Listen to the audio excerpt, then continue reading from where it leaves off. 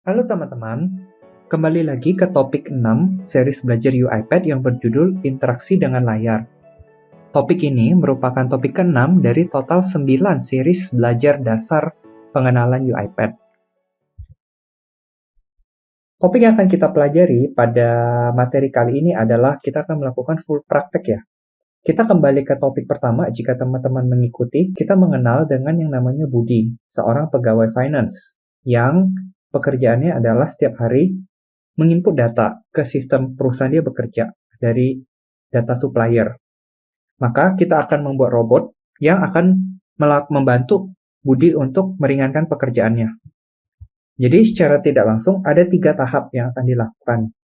Yaitu yang pertama adalah membaca data supplier dari Excel yang diterima setiap hari. Kemudian robot tersebut akan membuka browser untuk mengakses sistem tempat Budi bekerja.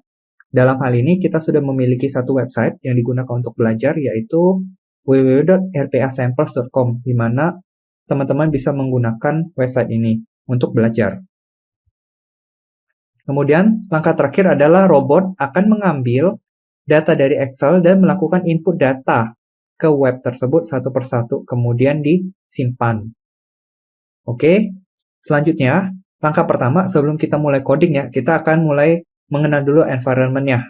Saya akan coba jelaskan bagaimana bentuk Excel-nya, kemudian bagaimana browser yang akan kita gunakan. Oke, di sini saya mempunyai satu Excel file. Dalam hal ini kita simulasikan sebagai data supplier ya, yang diterima Budi setiap hari. Jadi, data supplier ini umumnya bisa ratusan ya diterima, misalnya yang harus diinput oleh Budi. Cuman untuk keperluan demo kali ini, saya coba gunakan sebagai 5 ya. Di sini ada 12 kolom dari Excel ini. Jadi banyak sekali kolom, misalnya kolom ID, kolom internal name, kolom external name, kolom website, industri, dan lain sebagainya di sini. Nah, kemudian setelah menerima file ini setiap hari, yang dilakukan Budi adalah membuka website perusahaannya. Nah, kita sudah berada pada website rpasamples.com/suppliers. Jadi, ini adalah website yang kita analogikan sebagai website sistem perusahaan tempat Budi bekerja yang akan menyimpan data-data sentral supplier pekerja. Seperti yang kita tahu, perusahaan Budi tadi kita analogikan perusahaan multinasional. Di sini, teman-teman bisa lihat bahwa ada banyak sekali data supplier yang sudah input di sini. Dan yang dilakukan Budi adalah dia harus melakukan tombol new supplier di sini. Kemudian ada banyak sekali field yang harus diisi oleh Budi mengikuti file Excel tadi. Jadi, misalnya teman-teman bisa lihat di sini ada ID, ada internal name. Jadi Budi harus memasukkan internal name di sini. Misalnya custom VPN services. Kemudian ia juga harus memasukkan external name-nya, misalnya secure VPN provider. Kemudian memasukkan website-nya ke bagian description, misalnya www.vpn.com. Kemudian memasukkan industri, kemudian memasukkan nama supplier, dan seterusnya. Sampai akhirnya Budi harus mengklik tombol save. Dan teman-teman bisa lihat di sini, ID yang baru kita masukkannya 31, udah tercapai. Nah, teman-teman bisa bayangkan bahwa prosesnya cukup membosankan, input data satu persatu, dan kita akan membuat robot yang membantu Budi untuk melakukan input data ini.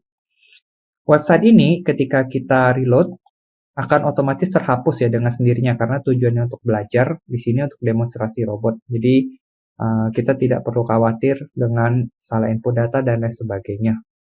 Oke, selanjutnya kita akan lanjut ke bagian UiPath Studio untuk memulai kode. Oke teman-teman, sekarang kita akan mulai demo ya bagaimana membuat robot yang bisa menyimpan data dari Excel kemudian menginputnya ke dalam website. Oke, seperti biasa, di layar utama, kita akan gunakan sequence. Kemudian saya akan beri nama sequence utama. Di sini, saya akan buat dua struktur lagi, dua sequence. Yang pertama adalah aktivitas yang akan dilakukan oleh robot, yaitu misalnya satu, membaca data dari Excel. Kemudian, aktivitas kedua robot yang akan kita gunakan, yang akan dilakukan robot adalah input data ke website. Oke. Sekarang kita akan mulai memprogram aktivitas yang pertama ya, yaitu membaca data dari Excel. Maka yang akan saya lakukan di sini adalah kita gunakan dulu Excel Application Scope. Oke, kita akan coba spesifikasikan workbook path-nya atau lokasi Excel-nya. Di sini saya klik Browse. Nah, di sini saya sudah siapkan ya data supplier-nya. Kita coba lihat dulu di sini. Nah, ini adalah data supplier yang digunakan ya, teman-teman, yang telah didemokan sebelumnya. Jadi, ini adalah data yang akan dibaca oleh robot dan akan diinputkan ke website tersebut. Kita coba close, dan kita pilih ini, saya pilih browse. Dan teman-teman bisa lihat di sini adalah data supplier. Otomatis path-nya di sini ya. Teman-teman juga bisa mengubah alamat lokasinya. Ini bisa diketik sesuai dengan lokasi folder yang bisa dikirimkan. Oke, selanjutnya kita akan membaca tabel-tabel dari data supplier tersebut ke dalam data table di UiPath. Maka fungsi yang akan kita lakukan adalah, yang akan kita gunakan adalah read range. Oke, nah ada dua read range ya, jangan salah, karena kita menggunakan Excel Application Integration Scope, maka kita akan gunakan read range yang di bawah Excel Application Integration Scope juga. Oke, di sini kita akan baca range Excel di data supplier dengan sheet name-nya adalah sheet 1, petik 2 di sini berarti kita akan membaca semua data, semua di dalam sheet 1 tersebut. Oke, jangan lupa kita pastikan bahwa add header-nya udah tercentang, dan kita harus menspesifikasikan di mana output tersebut disimpan. Maka dari itu, saya akan membuat dulu satu variabel baru. Kita akan coba dengan misalnya DT supplier atau data table supplier dengan tipe datanya adalah data table. Untuk scope-nya, kita buat yang lebih luas ya, yaitu di sequence utama, sehingga DT supplier bisa diakses pada keseluruhan program. Oke, setelah variabelnya berhasil dibuat, kita kembali ke read range. Klik di sini, maka propertiesnya akan berubah dan kita spesifikasikan output data table tersebut. Misal, saya akan buat DT supplier. Autocomplete-nya udah ada ya di sini. Tinggal klik tab dan DT supplier yang akan terisi. Maka sampai sini kita telah berhasil membuat satu robot yang membaca data dari supplier tersebut, kemudian akan disimpan di robot untuk pemrosesan berikutnya. Oke, sekarang kita akan masuk ke langkah kedua, yaitu melakukan proses input data ke website.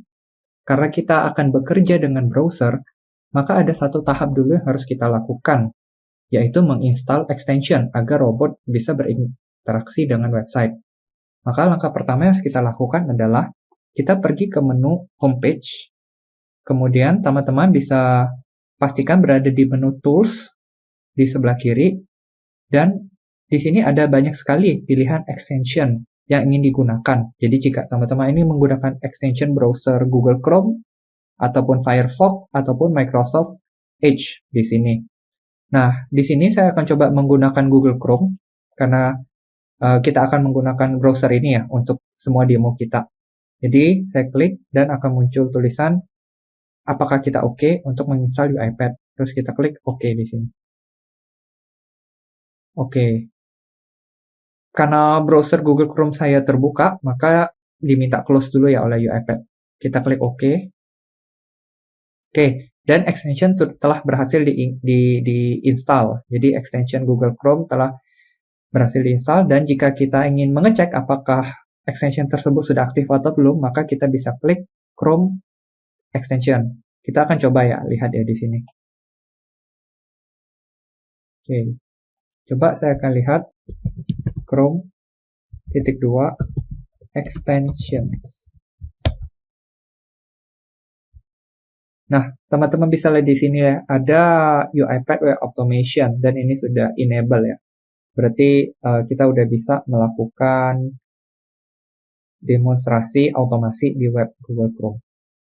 Oke, kita coba close. Dan sekarang kita persiapan udah selesai, kita kembali ke kode ya, yaitu input data ke website. Oke, setelah extension berhasil diinstal, maka langkah berikutnya adalah kita akan memulai pemrograman ya. Kita program robotnya agar bisa melakukan aktivitas yang sama seperti manusia, seperti Budi lakukan, yaitu menginput data. Maka pertama-tama yang dilakukan Budi itu saja adalah kita meminta robot untuk membuka website ya, membuka browser. Maka aktivitas yang kita pilih adalah open browser di sini. Ada dua komponen yang harus kita perhatikan. Yang pertama adalah URL atau alamat website tempat browser tersebut akan diinput. Dalam hal ini kita menggunakan alamat website contoh ya untuk training, yaitu rpsamples.com. Jadi saya masukkan di sini www.rpsamples.com/suppliers. Jadi alamatnya. Kemudian langkah berikutnya harus diperhatikan adalah pada bagian browser type di sini. Jadi karena tadi extension yang kita install adalah Google Chrome, maka kita jangan lupa mengganti browser yang kita gunakan defaultnya, yaitu Google Chrome di sini. Oke. Dan langkah selanjutnya adalah do. Di sini berarti adalah aktivitas yang harus ingin kita lakukan. Apa yang kita minta robot lakukan ya. Tentu saja kita akan membaca data yang sudah disimpan di atas tadi, yang sudah disimpan di data table bernama DT supplier, dan kita ekstrak satu persatu dan akan kita masukkan ke sini, ke website. Maka aktivitas yang akan kita gunakan adalah, karena kita ingin mengekstrak satu persatu data di data table, kita akan menggunakan for each row in data table. Ya. Seperti pada latihan yang sebelumnya, kita juga sudah menggunakan aktivitas ini. Teman-teman bisa lihat bahwa ada variabel yang otomatis terbentuk di internal fungsi, yaitu variabel current row. In di sini kita harus mengisikan data table mana yang harus kita pilih atau kita gunakan. Dalam hal ini, data table yang kita gunakan adalah DT supplier di sini. Teman-teman juga pastikan bahwa scope DT supplier ini udah berada pada sequence utama. Jadi jika teman-teman tidak dapat menemukan DT supplier di sini, jadi caranya adalah kembali ke read range di sini, kemudian DT supplier akan muncul, dan pastikan scope-nya udah di sequence utama. Karena kalau scope-nya selain itu, tidak akan muncul pada bawah. Oke. Berikutnya, kembali ke for each row, saya akan masukkan DT supplier di sini. Ya. Dan kita akan lakukan aktivitas satu persatu.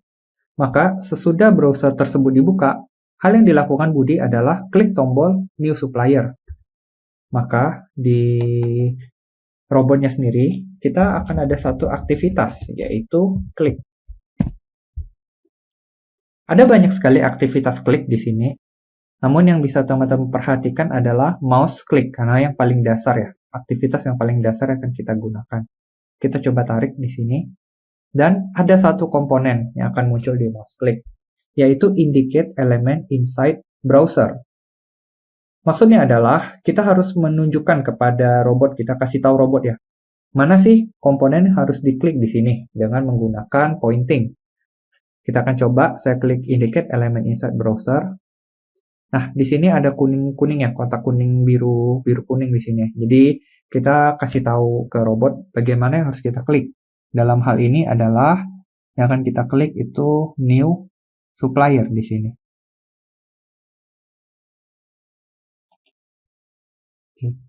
Dan secara otomatis screenshot-nya udah terbentuk di sini ya. Screenshot-nya udah terbentuk. Kita bisa rename, klik button new supplier. Langkah berikutnya saya ingin menjelaskan ketika kita klik option menu, 3 menu di sini, ada beberapa menu yang bisa kita gunakan ya. Saya akan coba jelaskan satu persatu. Indicate on screen digunakan jika kita ingin mengganti tombol yang harus diklik. Misalnya kita nggak mau new supplier. Jadi teman-teman bisa klik indicate new screen, misalnya ganti ke export CSV misalnya. Maka akan berubah screenshot-nya. Berarti robot sekarang akan klik ke export CSV. Kita bisa kembalikan lagi ke new supplier di sini, gitu. Oke. Kemudian edit selector.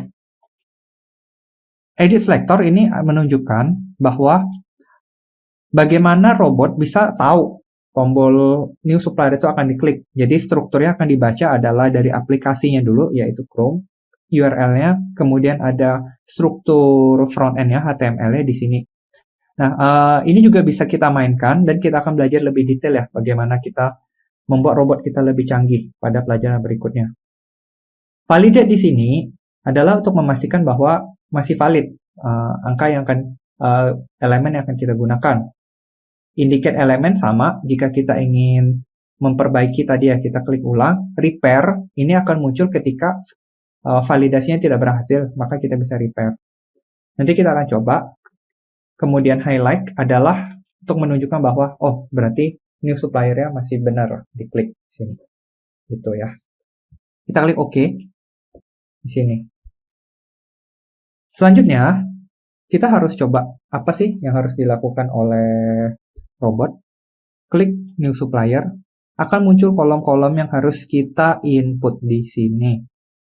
Maka aktivitas untuk mengetik data ke layar itu kita sebut sebagai type into, keyboard type into element.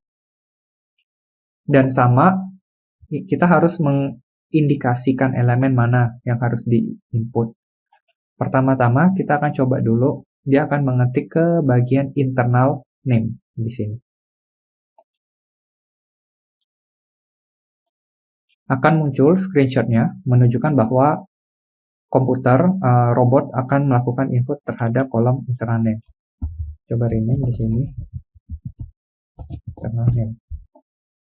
Kemudian kata-kata apa yang harus kita ketik di sini? Itu adalah nilai yang kita ekstraksi dari data table. Karena kembali lagi, teman-teman ingat kita masih berada di dalam looping ya, pengulangannya. Jadi robot akan melakukan aktivitas ini berulang-ulang. Nah, kita akan coba mengakses baris per baris dari data table supplier. Cara yang akan kita gunakan, sintak yang akan kita gunakan adalah kita akses dulu current row, yaitu variabel tempat menyimpan data table. Kita akses itemnya, titik item. Berarti kita akses per item, berarti per baris. Kemudian kita harus menyebutkan nama kolomnya. Buka kurung, kasih tanda petik. Nama kolomnya itu haruslah sama persis dengan data tabel yang akan kita baca di sini. Misalnya, kita akan coba internal name. Saya biasa melakukan copy paste ya, agar tidak melakukan salah ketik di sini. Kita coba internal name. Kita masukkan nama kolomnya di sini. Terakhir, kita harus konversikan nilai yang kita baca ke string agar bisa diketik. Oke. Selanjutnya, kita akan lakukan hal yang sama untuk kolom kedua, yaitu external name di sini.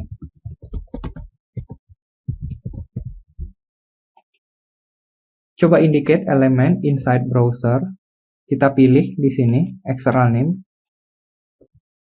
Kemudian kita akan coba copy paste di sini sintaknya. Hanya perbedaannya adalah nama kolomnya, yaitu yang akan kita gunakan adalah external name.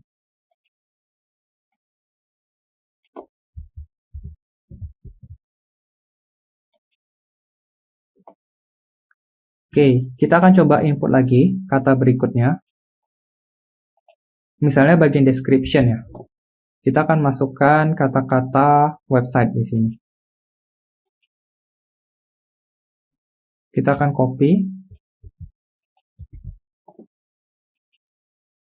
Kolom yang akan kita gunakan adalah website. Kita coba di sini ya. Kita copy.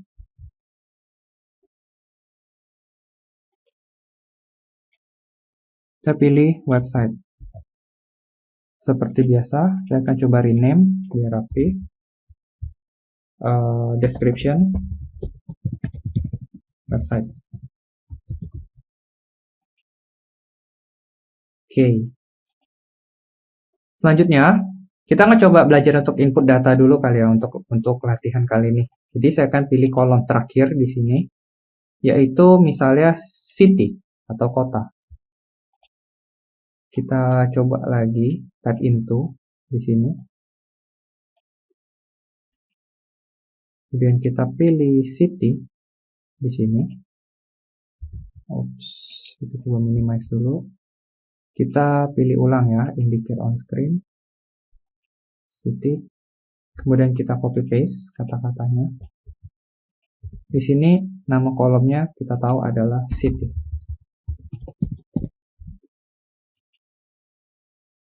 Oke. Robot sudah menginput 4 value, internal name, external name, website, dan city. Langkah terakhir yang akan dilakukan adalah klik tombol save di sini. Kita akan kembali ke aktivitas klik. Kita indicate elemen di browser. Kemudian kita akan klik save di sini.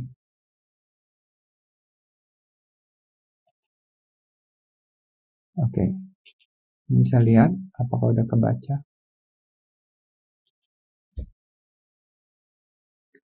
Oke, jadi untuk recap ya, yang dilakukan robot, kita udah perintahkan robot untuk membuka browser dengan menggunakan Google Chrome. Kemudian di dalam pengulangan, kita akan melooping satu persatu data yang sudah tersimpan di data supplier, data table supplier. Kemudian aktivitas yang dilakukan adalah klik tombol new supplier, menginput 4 value yaitu internal name, external name, website, city, dan kemudian terakhir adalah klik tombol save. Di sini. Kita coba save. Dan kita akan coba run. Coba close dulu di sini komponennya. Dan kita akan coba run.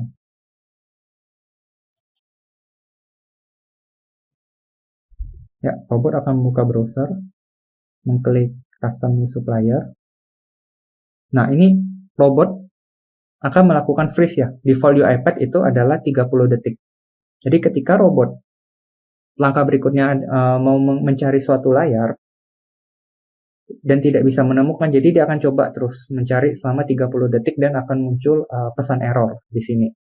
Jadi nggak apa-apa, kita akan coba bug fixing di sini bahwa source type itu external name, berarti tadi internal name-nya ketemu, berhasil diketik, diklik new supplier berhasil, tapi pada saat klik external name itu gagal. Gitu. Jadi kita bisa tahu di sini untuk bug fixing ya.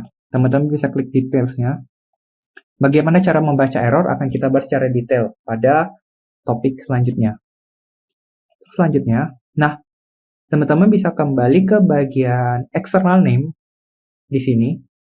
Pada bagian external name, karena tadi ada error ya, kita bisa coba klik option menu di sini dan pilih edit selector. Nah, teman-teman bisa lihat bahwa tombol validate-nya berubah menjadi warna merah dengan pesan current selector invalid. Gitu. Maka di sini apa yang harus kita lakukan? Kita bisa menggunakan repair di sini, memperbaiki external name tersebut. Kita akan gunakan repair dan kita pilih di sini. Oke, selector was updated to match live elements. Nah, jadi udah diperbaiki text field-nya. Dan kita bisa coba jalankan lagi. Kita coba save. Dan kita coba run.